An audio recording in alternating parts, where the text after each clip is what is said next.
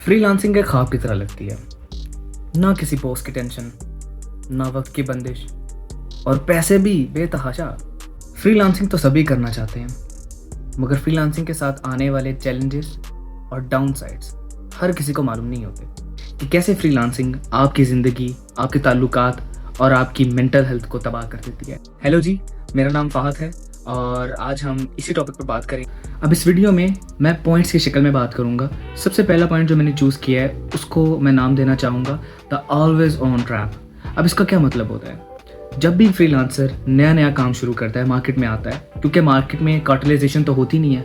Cartelisation बोलते हैं कि मार्केट में पहले से प्राइमरीली एक रेट सेट हुआ हो एक इंडस्ट्री का कि इस रेट से नीचे कोई भी फ्रीलांसर और कोई भी सर्विस प्रोवाइडर काम नहीं करेगा।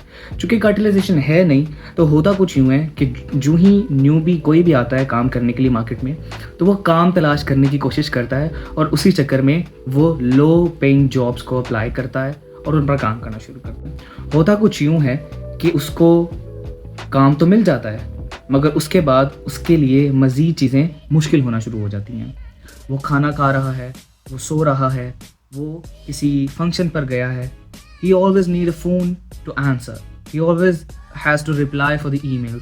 उसको क्लाइंट को रिस्पॉन्ड करना, क्योंकि आप क्लाइंट को ये भी नहीं बोल सकते, आपके पापा जी मुगल आज़म तो है नहीं कि जो आप क्लाइंट को बोल दें कि अरे भैया बाद में कॉल करना, अभी फारिग नहीं हूँ, बाद में कॉल करना। तो ऑल इन ऑल आपकी ज़िंदगी का कबाड़ा शुरू हो जाता है। आपकी ज़िंदगी में सुकून नाम की चीज़ ख़त्म हो जाती है। ठीक है, ज़िंदगी आपकी गुलजार नहीं होती। तो ये था पहला ऑलवेज ऑन ट्रैप कि आपको हमेशा इस तरह के फेज से गुजरना पड़ता है, क्योंकि गोरा क्लाइंट हमेशा कोशिश करता है कॉस्ट कटिंग की तरफ जाने की, और वो प्रेफर करता है कि वो एशियंस को हायर करे। एक तो ये सस्ते में काम करके देते हैं, हम लोग सस्ते में काम करके देते हैं किसी और बंदे को। अगर वो यूएस में हायर करे तो जो जॉब वो $300 की एशिया में पे करके काम करवाता है, वही जॉब यूएस के अंदर $1000 प्लस में वो उसको पे करना पड़ेगा। इसीलिए हमें वो इतना ज़्यादा टेंट्रम भी दिखाते हैं और हमें काम भी करना पड़ता है, क्योंकि सस्ती लेबर है, हमारी वैल्यू इतनी नहीं है, तो हमें अपने आप को चीप सेल करना पड़ता है। दूसरा जो सबसे बड़ा डाउनसाइड है इसका आपके मेंटल हेल्थ के लिए, वो है लोनलीनेस और social interaction, lack of social interaction. यानी ये समझ लें आपसे दोस्ती कर लेंगी ये तो, आपको इन्हीं के साथ गुजारा करना पड़ेगा। 24 घंटे का screen time, no social interaction, घर वालों से आप कम बातचीत करते हैं, आपके दोस्त, आपका जो फ्रेंड सर्कल होता है वो श्रिंक होता जाता है। जब आपने 24 घंटे स्क्रीन के साथ जुड़ना है तो उसके बाद आपके पास टाइम ही नहीं बचता सोने के अलावा कि आप लोगों के साथ हैंग आउट करें। इससे आपकी मेंटल हेल्थ बिल्कुल ख़राब हो जाती है। इन सब के साथ अगर आप अपने आप से खुद पूछें, क्या आप पहले जिम नहीं जाते थे? बिल्कुल जाते थे। क्या आप पहले क्रिकेट नहीं खेलते थे? खेलते थे। आप घर वालों के साथ हैंग आउट करते थे, आप दोस्तों से मिलते थे, आप संडे के दिन पिकनिक पर जाते थे, बाहर लोगों के साथ घूमने जाते थे? बिल्कुल जाते थे। अब आपकी ज़िंदगी से ये सारी चीज़ें रिमूव हो गई हैं। आपका पेट निकल आया है, आपकी डाइट ख़राब हो गई है। हम लोग ह्यूमंस हैं, हम लोग इंसान हैं, हम लोगों को सोशल इंटरेक्शन चाहिए। एक वक्त तक तो हम ये सब पूरे का पूरा इस टाइप का लाइफस्टाइल अपना लेंगे, मगर उसके बाद क्या होता है? उसके बाद आ जाता है बर्नआउट और डिप्रेशन के फेजेस। लोग काम करना छोड़ देते हैं, क्योंकि जब आप इतना ज़्यादा काम करना शुरू कर देते हैं, आप जो अपनी इंस्टिंक्ट है आप उसको चैलेंज करना शुरू कर देते हैं, नेचर को चैलेंज करना शुरू कर देते हैं। जब आप रातों को जागते हैं, रातों को काम करते हैं, सुबह भी काम कर रहे हैं, स्लीप साइकिल आपका डिस्टर्ब है, आपकी डाइट डिस्टर्ब है, और उसके बाद कुछ लोगों को तो इंसोम्निया हो जाता है, उनको नींद नहीं आती, लेक्सोटोनिल खाना शुरू कर देते हैं, जो सेडेटिव्स होती हैं वो लेना शुरू कर देते हैं, स्ट्रेस इतना ज़्यादा होता है, डेडलाइंस होती हैं। ये सब चीज़ें आपकी लीड करती हैं डिप्रेशन के ऊपर, स्ट्रेस के ऊपर, और साथ ही साथ लोनलीनेस के ऊपर। अब इस सब में कुछ चीज़ें अच्छी हो रही होती हैं कि आप घर में पैसे देना शुरू कर देते हैं और घर वाले भी समझते हैं कि लड़का पैसे कमा रहा है, लड़का मेहनत कर रहा है, लेकिन उनको ये नहीं पता होता कि आप किस चीज़ की कॉस्ट, किस चीज़ की कीमत अदा करके और कितनी चीज़ें दांव पर लगाकर ये पैसे कमा रहे हैं। और ये पैसे भी वो पैसे हैं कि जो आपको, जिस जॉब के ऊपर आप ये काम कर रहे हैं, वो कभी भी आपको रिप्लेस कर सकती है। इंस्टेबिलिटी इतनी ज़्यादा होती है इस काम के अंदर कि आप कभी भी रिप्लेस हो सकते हैं, और रेलिवेंट रहने के लिए आपको बहुत मेहनत करनी पड़ती है। अब आप कह रहे होंगे कि भाई तू इतने ज़्यादा डाउनसाइड बता रहा है, इतने ज़्यादा नेगेटिव इसके पॉइंट्स बता रहा है, तो क्या हम ये करना छोड़ दें? नहीं, मैंने बिल्कुल ऐसा नहीं कहा कि आप ये करना छोड़ दें। बात यह है कि आप फ्रीलांसिंग को और अपनी वर्क लाइफ बैलेंस को मेंटेन करें, उसके अंदर मैनेजमेंट लेके आएँ। और यही असल चैलेंज है, यही असल काम है कि आपने सारी ज़िंदगी फ्रीलांसिंग नहीं करनी। फ्रीलांसिंग आपका स्टार्ट ज़रूर है मगर आपकी इंतहा नहीं है, ये आपकी बाकी की ज़िंदगी बिल्कुल भी नहीं है। तो जी अब आते हैं सोल्यूशन के ऊपर कि भाई सोल्यूशन क्या है इसका और तुमने कैसे किया, यानी मैंने कैसे किया, मैंने इस चीज़ को कैसे ओवरकम किया और मैं स्टिल इस पर काम कर रहा हूँ। इसलिए मुझे लगा कि मुझे इस बात को ज़रूर आपके साथ शेयर करना चाहिए। फर्स्ट पॉइंट, चाहे तुम एक नए फ्रीलांसर हो, बिल्कुल न्यू फ्रीलांसर हो, या तुम एक मंझे हुए फ्रीलांसर हो, एक चीज़ बहुत ज़रूरी होती है कि आपने बाउंड्री सेट करनी है।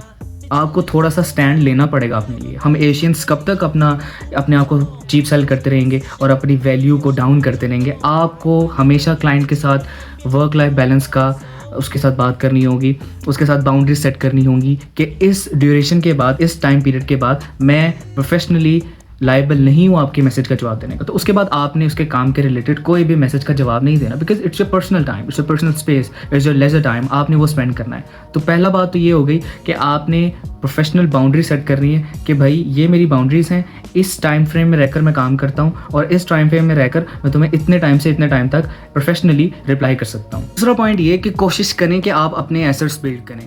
जैसे आप फ्रीलांसिंग कर रहे हैं तो आप सर्विसेज दे रहे हैं, लोगों के बिजनेसेस बिल्ड कर रहे हैं, साथ साथ कोशिश करें कि आप अपने भी एसेट्स को बिल्ड करें, क्योंकि क्लाइंट तो कभी भी जा सकता है ना।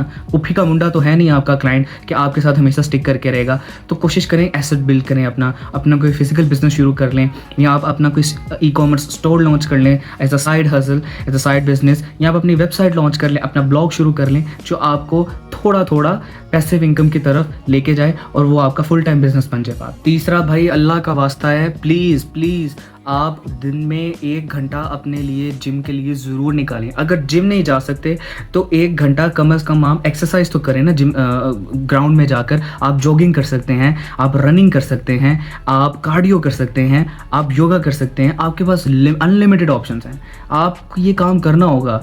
एक वक्त आता है कि आपकी बॉडी खुद ये चीज़ डिमांड करना शुरू कर देती है, एक्सरसाइज को डिमांड करना शुरू कर देती है। वो रिफ्लेक्सेस जो अभी रिफ्लेक्सेस आपके पास हैं वो आपके पास सारी ज़िंदगी नहीं होंगे। यूथ आपकी अभी है, जवान आप अभी हैं, आप 30 साल के बाद वो चीज़ ढलती हुई आप खुद महसूस करेंगे। तो इससे अच्छा है कि अभी से शुरू कर लें।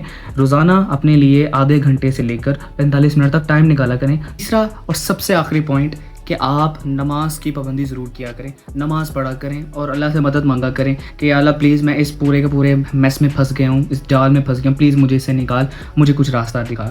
और उसके अलावा आप अपनी स्लीप पर फोकस करें। कम से कम आपको 8 घंटे की नींद चाहिए, क्योंकि हम फ्रीलांसर्स का स्क्रीन टाइम बहुत ज़्यादा होता है। तो एक काम आप ज़रूर करें कि आप एक एंटी ब्लू रे चश्मा ज़रूर अपने लिए, ताकि आपकी नज़र पर इतना ज़्यादा इम्पैक्ट ना। किसी हार्ड सरफेस पर मत बैठें, एक आरामदा कुर्सी लें, एक टेबल लें। टेबल चेयर तो आपके पास होना चाहिए ताकि आप आराम से बैठकर काम कर सकें। आखिर में please please please, it's a disclaimer कि गूगल से पूछ के डिप्रेशन और एंजाइटी की दवाइयाँ मत खाया करें।